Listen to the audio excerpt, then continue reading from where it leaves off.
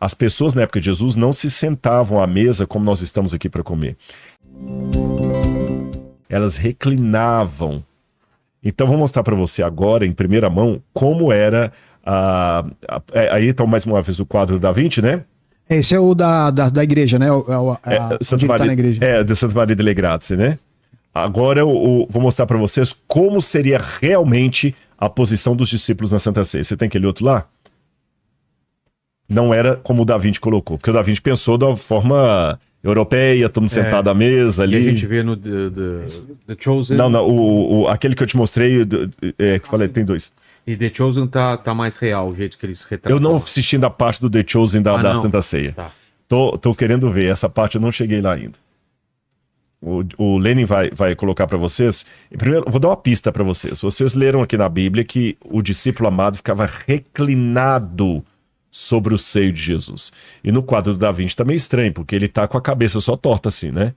Então, como é que a pessoa fica reclinada no seio do outro? Achou ou não? Não, não achei. Eu vou pegar. Não. Vai falando aí que em 10 segundos eu volto. Tá bom. Tá bom. Vamos falando o que agora, Rodrigo? É uma música.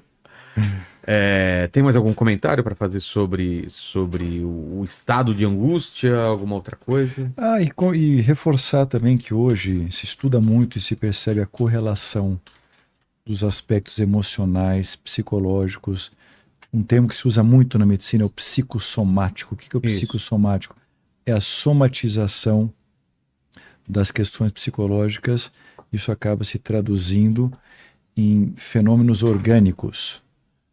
Então, o indivíduo, ele tem muita preocupação, ele é muito ansioso e daqui a pouco ele é achado com uma gastrite, com uma úlcera gástrica. A causa, ela não estaria ali exatamente no local, no estômago, mas é todo esse processo emocional, essa somatização psicossomático.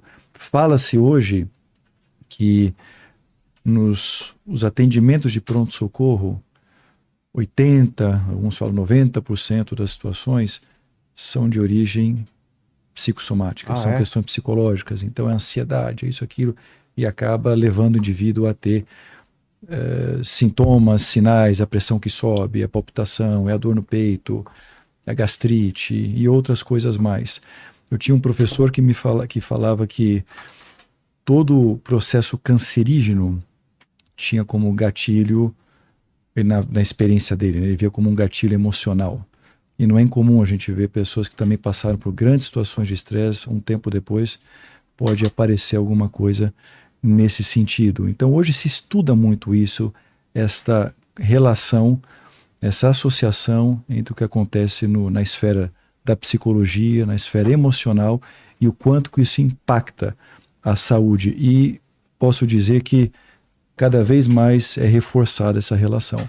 Daí a importância de se cuidar muito da saúde mental e tudo mais. E olha que interessante, mesmo Jesus sendo um exemplo, né, de que cuidava em todo sentido, ele não conseguiu escapar de tal monta era a angústia que ele estava passando. A imagem era essa aí, ó. As pessoas, na verdade, na época de Jesus, elas se reclinavam para comer como estava ali. Eu sei que o quadro do Da Vinci é esteticamente mais bonito que esse, mas esse é mais fiel ao costume da época. As mesas, elas tinham esse formato de U, que a gente chama de triclínio. Então tinha a primeira parte lá, tá vendo Jesus de branco ali, ó? O Pedro estava do lado de cá. Agora volta para mim que eu vou explicar como é que era a posição no triclínio. Vamos supor que o triclínio, Vilela, fosse essa mesa aqui em U, tá bom? Então ficaria uma... Vocês estão do lado. Do lado.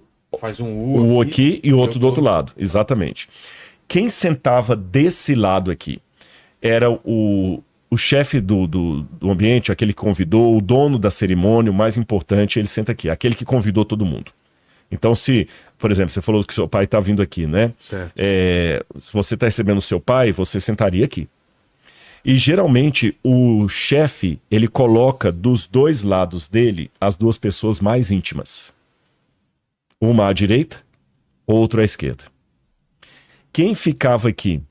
Pessoas que não eram tão íntimas dele, mas eram os de maior honra. Eram de maior honra, tá certo?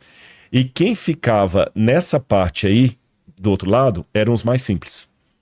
Então, o filho mais novo, até alguns empregados que tinham o costume de comer à mesa do seu senhor, ele ficava desse lado aí. Entendi. Então, repetindo, aqui os melhores, você fala os primeiros lugares, né? Aqui ficavam os melhores, os mais íntimos, os convidados de honra e os mais simples aí. Ora, se João reclinava a cabeça no seio de Jesus, lembrando que todos eles estavam assim, reclinados, aí fica mais fácil você entender agora em casa. Se está todo mundo reclinado, aí você entende como é que João reclinava a cabeça no seio de Jesus. João deveria estar desse lado. E por que Jesus colocou João daquele lado? A Bíblia fala que João era o discípulo amado. Dos 12, era o discípulo que Jesus tinha mais afeição. Tanto é que o apelido dele era o discípulo amado. Mas eu falei que os dois mais íntimos ficavam um do lado, outro do outro. Quem será? Onde é que estaria Pedro? Vamos voltar ao que a Bíblia diz? A Bíblia diz aqui, João capítulo 13, versículo, vou ler de novo, 21 e 22. Depois de dizer isso, Jesus se angustiou em espírito e afirmou: em verdade, lhes digo, que um de vocês vai me trair. Então os discípulos olharam uns para os outros sem saber a quem ele se referia. Ao lado de Jesus reclinavam dos seus discípulos aquele a quem ele amava, João. Simão Pedro fez um sinal a este, para que perguntasse a Jesus a quem se referia. Para Pedro fazer um sinal para ele, Pedro deveria estar do outro lado. Sim. Porque se Pedro estivesse aqui, não precisava. Pedro perguntaria direto. Pedro estaria do outro lado. Então vamos voltar para a tela aí. Tá vendo aqui, você tem na tela o Pedro, ele está o pessoal em casa está conseguindo ver? Sim. O Pedro está aqui de costas para a gente, perguntando: João, pergunta para ele quem vai traí-lo. Jesus colocou Pedro no lugar dos inferiores. Você quer ser o líder dos apóstolos, o chefe deles? Aprenda sendo o primeiro servo. E não somente isso. Se João estava de um lado, Jesus diz: aquele que põe comigo a mão no prato é que vai me trair. Para alguém colocar juntamente com Jesus a mão no prato, tem que estar do lado dele. Então significa que quem estava de um lado era João, quem estava do outro lado era Judas. Jesus lutou com o coração de Judas até o último instante. Mesmo Jesus já sabendo que Judas haveria de traí-lo, Jesus ainda o colocou em posição de honra e intimidade do seu lado. Se eu fosse discípulo, e agora eu retomo o The Chosen, porque eles fazem isso muito bem, eu ia ficar muito chateado com Jesus. Poxa, eu sou Pedro. Eu sou o líder mais velho aqui. O senhor sempre me coloca... O senhor falou que... o senhor até mudou meu nome para Petros, né? Pedro, Kefa. O senhor mudou meu nome. O senhor me colocou em posição de destaque. O senhor falou que eu devo cuidar dos demais, que eu sou mais velho. E o senhor me coloca no lugar ali e põe Judas do seu lado. Ninguém gostava muito de Judas. Mateus também deve ter pensado: puxa, Judas lá, todo mundo... Jesus lutou com o coração de Judas até o final, mesmo sabendo que Judas haveria de traí-lo. Jesus ainda até o último instante ele estava ali com Judas. E aí ele fala: aquele que coloca comigo a mão no prato.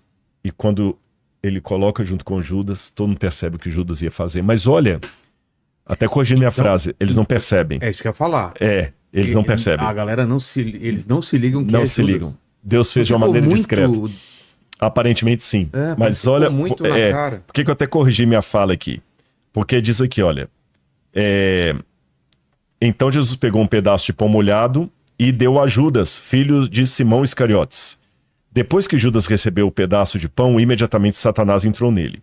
Então Jesus disse a Judas: o que você pretende fazer, faça-o depressa.